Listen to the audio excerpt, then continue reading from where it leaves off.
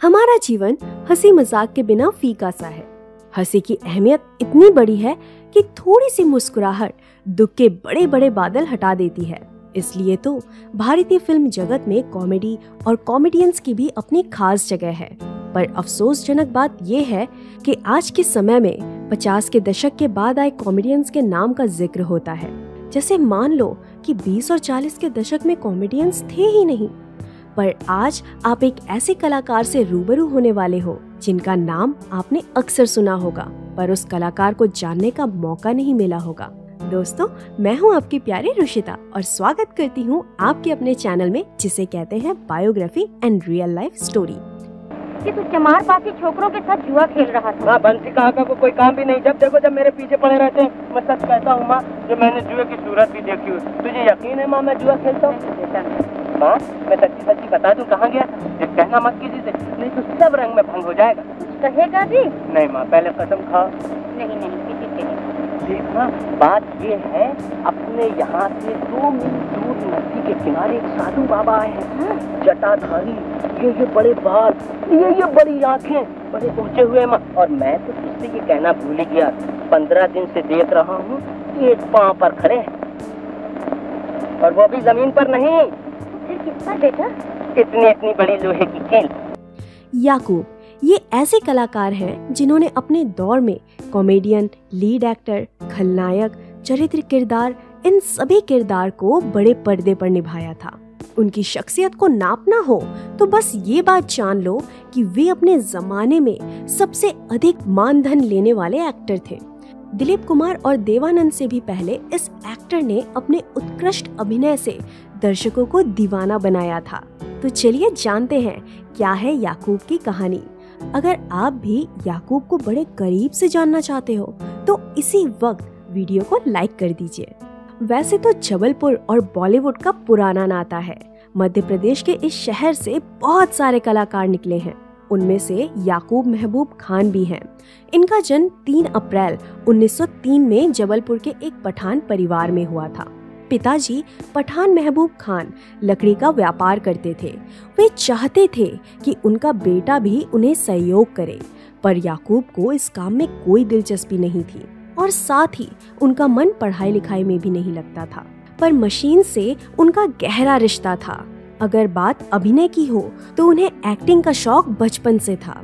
इसलिए पढ़ाई लिखाई से बचने के लिए याकूब ने मात्र 9 साल के उम्र में घर छोड़ दिया और लखनऊ आ गए। यहाँ आकर उन्होंने 2 साल तक अलेक्जेंड्रा थिएट्रिकल कंपनी में काम किया। इसके बाद 1921 के साल में वे मुंबई आ गए और मैकेनिकल ट्रेनिंग का कोर्स किया। इस कोर्स के कारण याकूब को नेवी में जॉब मिला। कहा जाता है कि याकूब को नेवी में हेल्पर या वेटर का काम करना पड़ता था। इस काम के बदौलत उन्हें लंदन, पेरिस, ब्रुसेल्स जैसे शहर देखने का मौका मिला।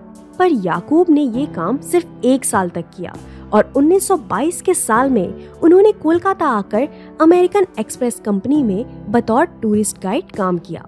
कोलकाता में अगले 2 साल गुजारने के बाद 1924 में वे मुंबई आ गए और थिएटर कंपनी में काम करने लगे। धीरे धीरे उनका नाता प्रोडक्शन हाउस से जुड़ा और इस तरह से याकूब फिल्म जगत से जुड़ गए। 30वां दशक मुख्य प्रधान फिल्मों का था। डायलॉग्स के बिना अभिनय करना अपने आप में मुश्किल काम हो जाता है। इसलिए याकूब ने लोगों को देख देख कर एक्टिंग सीखना शुरू कर दिया। याकूब के अभिनय कला को समझने वाले पहले व्यक्ति भालजी पेंडारकर थे। आपको बता दूं कि भालजी अपने जमाने के महान फिल्मकार थे, जिन्हें भारतीय फिल्मों का आधुनिक पितामह भी कहा जाता है। 1925 के साल में याकूब के साथ भालजी पेंडारकर ने बाजीराव मस्तानी बनाई, जो उस जमाने की बहुत बड़ी हिट फिल्म साबित हुई। याकूब की एक्टिंग की शैली इडी पोलो इस हॉलीवुड एक्टर जैसी थी। यकीनन वे उनके बड़े फैन थे, इसलिए याकूब भी उनकी जैसी टोपी पहना करते थे। टोपी की बात निकली ही है तो और एक एक्टर का जिक्र होना बनता ही है। जी हाँ, मोतीलाल। वो भी उस शैली की टोपी पहनते थे। वैसे तो आगे चलकर मोतीलाल और याकूब ने मिलकर खूब सारी फिल्मों में अभिनय भी किया। ये दोनों ऐसे कलाकार थे जिनका मानधन सबसे अधिक था। खैर, मुख्य मुद्दे पर आते हैं। बाजीराव मस्तानी के बाद भी याकूब ने ढेर सारी साइलेंट फिल्में की, जिनमें शामिल है गुलजार, कमला कुमारी, सरोवर की सुंदरी, चंद्रावली, मिलान दिनार, शकुंतला, अरुणोदय, दाव पेच, नई रोशनी, मीठी छुरी, तूफानी तरुणी। ये सभी फिल्मों में याकूब का प्रमोशन बहुत धीरे धीरे हुआ।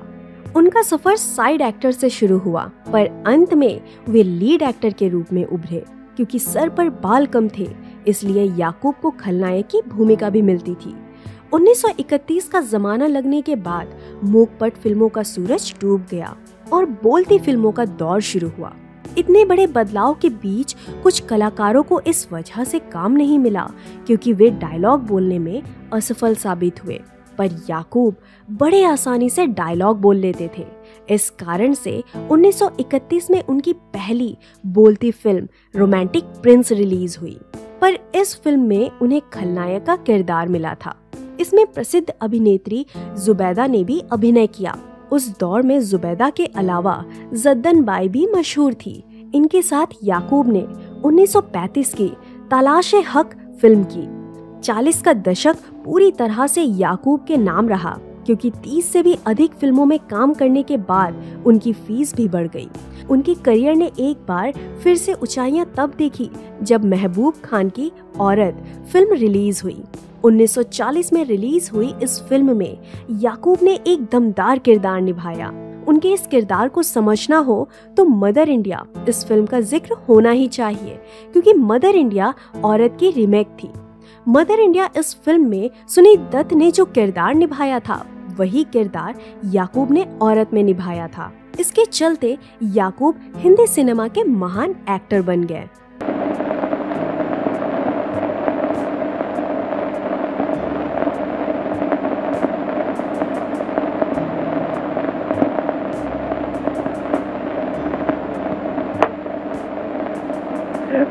माँ ले माँ, तेरे बिट्टू ने मरते मरते गाँव वालों के सामने तेरी बात रख ली और भगवान के सामने तेरी भेद भी पूरी हो गई थी। माँ,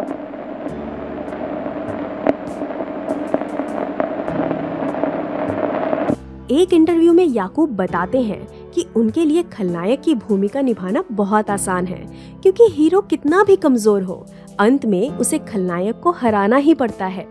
इसके बाद याकूब बताते हैं कि हॉलीवुड में खलनायक को बहुत पसंद किया जाता है, पर इंडियन फिल्म इंडस्ट्री में ऐसा नहीं है। इसी इंटरव्यू में याकूब से पूछा गया कि क्या वे कॉमेडी किरदार निभाना चाहते हैं।